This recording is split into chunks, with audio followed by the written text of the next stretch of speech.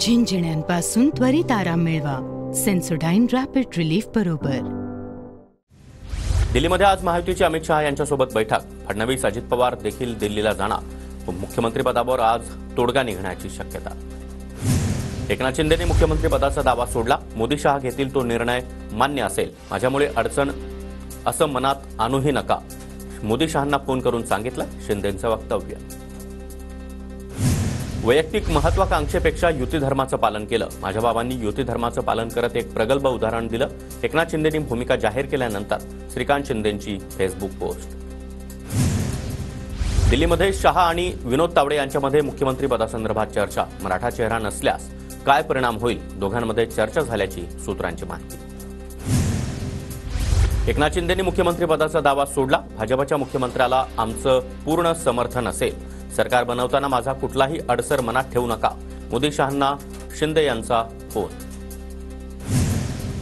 मोदी शहा घेतील तो निर्णय मान्य. 2.5 वर्ष राज्याचा विकास करण्यासाठी संधी दिल्याबद्दल आभार. एकनाथ शिंदेंनी मुख्यमंत्रीपदाचा दावा सोडला. एकनाथ शिंदेंनी घेतलेल्या भूमिकेचं स्वागत. त्यांची आजची भूमिका मोठी. शिंदे नाराज असल्याच्या वावड्या उठवण्यात आल्या. बावनकुळेंचं वक्तव्य. शिंदेंनी मुख्यमंत्रीपदाचा दावा सोडला नाही, त्याला सोडायला लावला. एकनाथ शिंदेंनी घेतलेली भूमिका भाजपच्या दबावातून. सुषमा अंधारे यांची टीका. एकनाथ शिंदेंनी दबावपोटी निर्णय घेतलाय. शिंदेंनी मुख्यमंत्रीपदाचा दावा सोडल्यानंतर काँग्रेस प्रदेशाध्यक्ष नाना पटोले यांची टीका. माहितीमध्ये कुठलेही मतभेद नाहीत. श्रेष्ठींसोबत आम्ही बसून निर्णय घेणार. एकनाथ शिंदेंनी सर्व गोष्टी क्लिअर केल्या. फडणवीसांचं वक्तव्य. दिल्लीमध्ये वरिष्ठांसोबत आमची चर्चा. मुख्यमंत्री 2 उपमुख्यमंत्री हा फॉर्म्युला राहणार. 30 किंवा 1 तारखेपर्यंत शपथविधी व्हायला पाहिजे. अजित पवार यांची प्रतिक्रिया. भाजप आमदारांची संख्या जास्त आहे, त्यामुळे इतर कुणी सीएम पदावर दावा करणं हास्यास्पद. अंबादास दानवे यांचं वक्तव्य.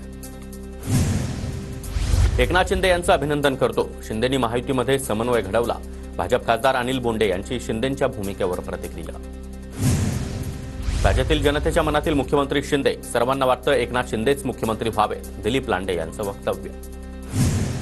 शिंदेंनी मुख्यमंत्रीपदाचा दावा सोडला हा त्यांचा राजकीय विषय. शिंदेंच्या मुख्यमंत्रीपदाच्या भूमिकेवरून मनोज जरांगेंची प्रतिक्रिया. अश्विनी वैष्णव यांच्यासह भाजपचे 2 निरीक्षक महाराष्ट्रात येणार. 29 तारखेला भाजपच्या आमदारांची नेता निवडीची बैठक. सूत्रांची माहिती. मुख्यमंत्रीपदाचा 1-2 दिवसामध्ये निर्णय. मोदी शहांच्या स्तरावर चर्चा होईल. सुनील तटकरे यांची माहिती. 3 पक्षांना काय मिळेल ठरवून सरकार बनेल. केवळ मुख्यमंत्री आणि उपमुख्यमंत्री शपथ घेत नाहीत, तर मंत्रिपद, पालकमंत्री कोण असेल याचं सूत्र देखील तयार करावं लागतं. बावनकुळेंची प्रतिक्रिया. एकनाथ शिंदेंनी बंड केलं म्हणून भाजप सत्तेत आली. एकनाथ शिंदेंच्या लाडकी बहीण योजनेमुळेच भाजपचे लाडके भाऊ सत्तेत. त्यामुळे भाजपला एकनाथ शिंदेंना दुर्लक्षित करता येणार नाही. बच्चू कडूंचा भाजपवर निशाणा. भाजप आमदारांची संख्या जास्त, त्यामुळे इतर कुणी मुख्यमंत्रीपदावर दावा करणं हास्यास्पद. तर अजितदादा राजकारणामध्ये मुरलेले, त्यांनी आधीच पाठिंबा दिला. अंबादास दानवे यांची प्रतिक्रिया. सत्तास्थापनेबाबत 2 दिवसामध्ये सर्व स्पष्ट होईल. मंत्रिपदाचं सूत्र देखील ठरवावं लागतं. संजय शिरसाट यांच्यासह बावनकुळेंचं राऊतांना प्रत्युत्तर. काँग्रेसकडे आता कुठलाही पर्याय उरला नाही. काँग्रेस आणि काँग्रेसच्या आमदारांचं भविष्य राहिलेलं नाही. त्यामुळे महाराष्ट्रातील काँग्रेसच्या 16 आमदारांनी भाजपमध्ये विलीन व्हावं. भाजप आमदार आशिष देशमुख यांचा काँग्रेसला टोला. मनसे अध्यक्ष राज ठाकरे आज पुणे दौऱ्यावर. पुणे दौऱ्यामध्ये राज ठाकरे पराभूत उमेदवारांसोबत संवाद साधणार. मुंबई वगळता इतर 82 उमेदवारांसोबत राज ठाकरेंची बैठक होणार. काँग्रेसच्या पराभूत उमेदवारांची आज बैठक. टिळक भवनामध्ये दुपारी 1 वाजता नाना पटोले, विजय वडेट्टीवार आणि बाळासाहेब थोरात यांच्या नेतृत्वामध्ये बैठक. पक्षाच्या पराभवाच्या संदर्भातील चिंतनासह ईव्हीएम बाबत रणनीती ठरवली जाणार. भाजपच्या नवीन अध्यक्षांची निवड डिसेंबरमध्ये. निवडणूक निष्पक्ष आणि पारदर्शक होण्यासाठी जेपी नड्डा यांच्याकडून निरीक्षकांच्या नेमणुका. बॅलेट पेपरवर निवडणुका घ्या असं भाजप का बोलत नाही?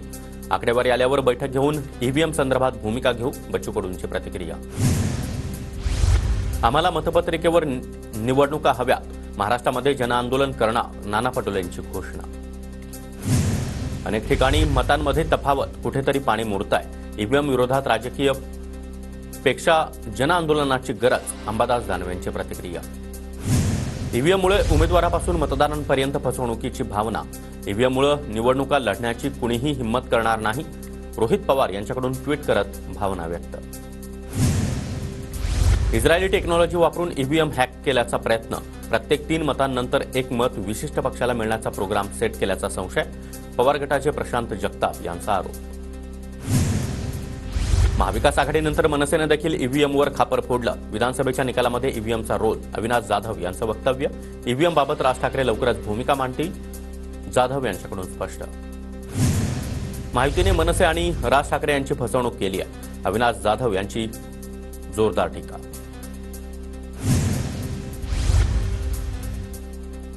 सुप्रीम कोर्टानं ईव्हीएमबाबत निर्णय दिला. विरोधकांनी रडीचा डाव बंद करावा. देवेंद्र फडणवीसांची टीका. पराभवानंतर ईव्हीएम बंद करा. विरोधकांची ही पद्धत वाईट. फडणवीसांचं वक्तव्य.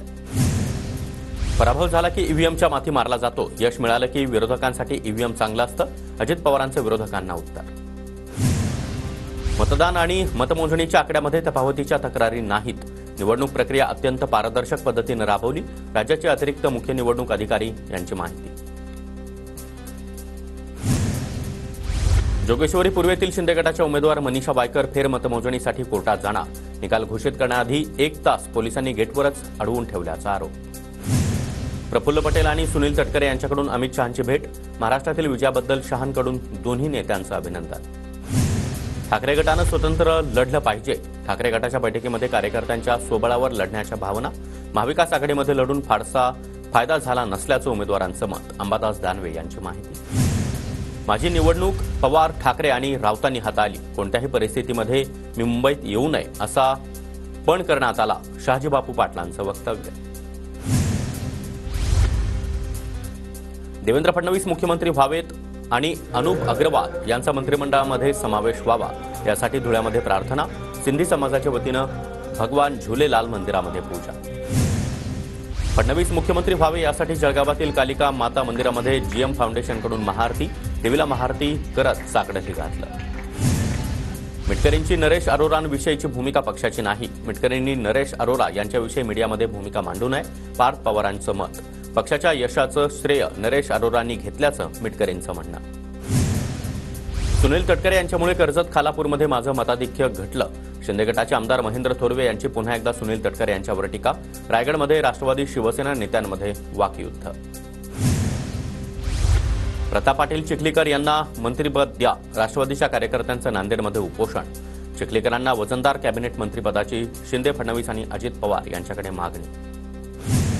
ज्येष्ठ कामगार नेते बाबा आढाव आजपासून आत्मक्लेश उपोषण करणार. देशामध्ये संविधान आणि लोकशाहीची थट्टा सुरू असल्याचा आरोप. निवडणुकीच्या तोंडावर पैसे वाटप करणारी सरकारी योजना जाहीर करणं म्हणजेच भ्रष्टाचाराला अधिकृत करणं. बाबा आढाव यांची सरकारवर टीका. विना हेल्मेट प्रवास करणं महागात पडणार. अपघाती मृत्यू रोखण्यासाठी दुचाकीस्वारांना हेल्मेटची सक्ती करणं. कडक अंमलबजावणी होणार. अपर पोलीस महासंचालक कार्यालयातून आदेश जारी. घाटकोपर जाहिरात फलक दुर्घटनेनंतर म्हाडाचं धोरण तयार. अनधिकृत फलकांना आळा घालण्याबरोबरच जाहिरात फलक मान्यतेची प्रक्रिया पारदर्शक करण्यासाठी डिसेंबरच्या पहिल्या आठवड्यामध्ये धोरणाबाबत घोषणा करण्यात येणार. सिडको महागृहनिर्माण योजना अर्जामधील 2 अटी शिथिल. यापुढे बारकोड असलेले प्रमाणपत्र सादर करण्याची अट आणि स्टॅम्प पेपरवरची अट सिडकोकडून शिथिल. कळवा, मुंब्रा आणि दिवा भागाचा पाणीपुरवठा शुक्रवारी दिवसभर बंद. जलवाहिनीच्या देखभाल दुरुस्तीचं काम होणार असल्यानं पाणीपुरवठ्यावर परिणाम होणार. डोंबिवलीतील 65 बेकायदा इमारती जमीनदोस्त करा. उच्च न्यायालयाचे कल्याण डोंबिवली पालिका प्रशासनाला आदेश. पिंपरी चिंचवड शहर आणि जिल्ह्यामध्ये हेल्मेट सक्तीची कडक अंमलबजावणी केली जाणार. चालकाबरोबरच आता दुचाकीवरील सहप्रवाशाला देखील हेल्मेट परिधान करावं लागणार. एमएसटी सीईटी 9 ते 27 एप्रिल या कालावधीमध्ये होणार. संभाव्य वेळापत्रक राज्य सामायिक प्रवेश परीक्षा कक्षाकडून जाहीर. धारावीमधील झोपड्यांच्या सर्वेक्षणाला आता सुरुवात. 60,000हून अधिक झोपड्यांची गणना पूर्ण. मार्च 2025 पर्यंत सर्वेक्षणाचं काम पूर्ण करण्याचे DRPPLला नियोजन. मुंबई विद्यापीठाच्या व्यवस्थापन परिषद आणि स्थायी समितीवरील नियुक्तीची रखडलेली निवडणूक रविवारी 15 डिसेंबर रोजी होणार. व्यवस्थापन परिषदेमध्ये विद्यापीठाचे सर्व घेतले जातात मुख्य निर्णय. दादर रेल्वे स्थानकाच्या फलाट क्रमांकामध्ये मध्य रेल्वेकडून बदल. फलाट क्रमांक 10 ऐवजी 9A आणि फलाट क्रमांक 10A ऐवजी 10 म्हणून ओळखला जाणार. पुण्यातील सिंहगड रस्त्यावरील शिरलेल्या पाण्यावर उपाययोजना सुचवण्यासाठी 4 अधिकाऱ्यांची समिती नेमण्यात आली. जुलै महिन्यामध्ये पडलेल्या मुसळधार पावसामुळे सोसायट्यांमध्ये पाणी शिरलं होतं. दरम्यान समितीकडून ठोस उपाययोजना अद्याप नाहीच. प्रो कबड्डी लीगच्या 11व्या पर्वातील अंतिम लढत देखील पुण्यामध्येच होणार. 3 डिसेंबरपासून अखेरचा 3रा टप्पा पुण्यामध्ये सुरू होणार, तर 26 ते 29 डिसेंबर या कालावधीमध्ये प्ले ऑफ लढती आणि अंतिम लढत पुण्यामध्येच खेळवल्या जाणार. सरकारनं सुरू केलेल्या हमीभावानं सोयाबीन खरेदीची केंद्रांना शेतकऱ्यांकडून अल्प प्रतिसाद. लातूर जिल्ह्यामध्ये 27 नोव्हेंबर रोजी जिल्ह्यातील 15 केंद्रांवर 1968 क्विंटल सोयाबीन खरेदी. आचारसंहितेच्या कचाट्यामध्ये अडकलेल्या बी फार्म एम फार्मच्या प्रवेश प्रक्रियेचा मार्ग अखेर मोकळा. प्रवेश प्रक्रियेनंतर डिसेंबरच्या मध्यावर महाविद्यालय सुरू होणार. राज्यातील 65 लाख शालेय विद्यार्थ्यांचे अपार आयडी तयार. अधिकाधिक विद्यार्थ्यांचे अपार आयडी तयार करण्याच्या अनुषंगानं 29 आणि 30 नोव्हेंबरमध्ये अपार दिवस म्हणून साजरा करण्याचे निर्देश. डॉक्टर बाबासाहेब आंबेडकर यांच्या महापरिनिर्वाण दिनानिमित्त 10 विशेष गाड्यांची तरतूद. प्रवाशांची होणारी गर्दी कमी करण्यासाठी अनारक्षित विशेष गाड्या चालवण्याचा रेल्वेचा निर्णय.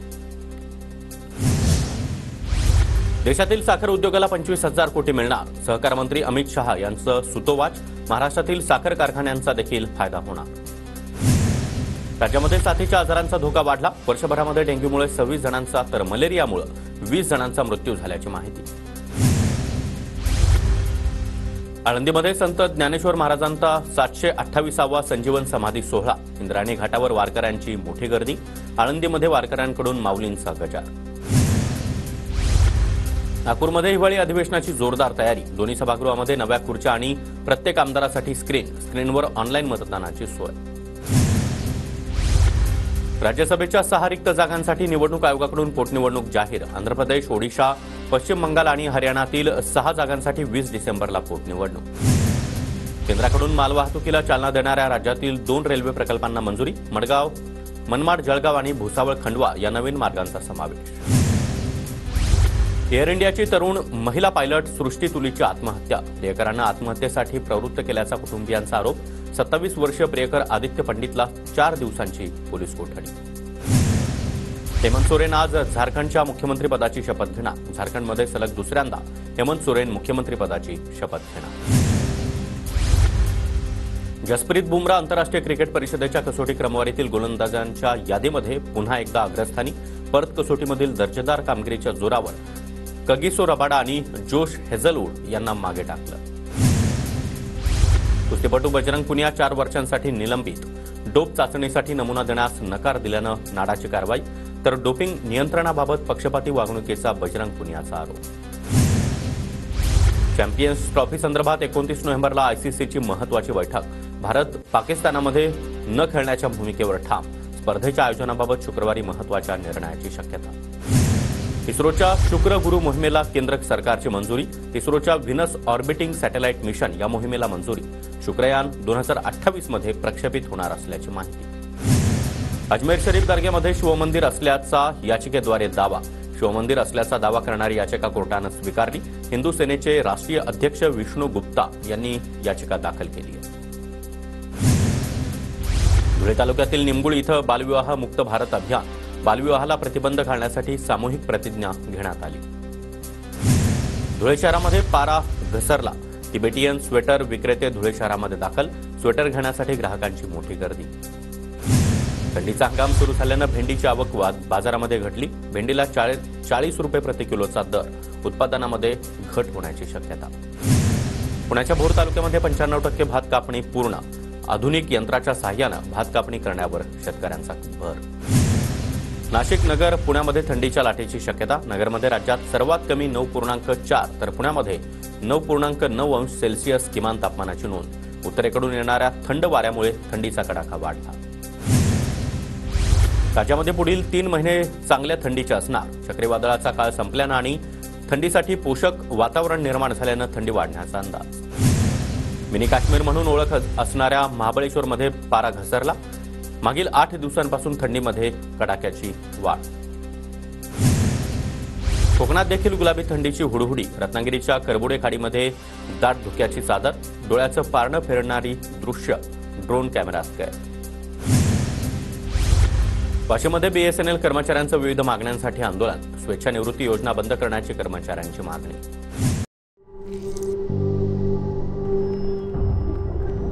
झिंझिण्यांपासून त्वरित आराम मिळवा सेन्सोडाइन रॅपिड रिलीफ बरोबर.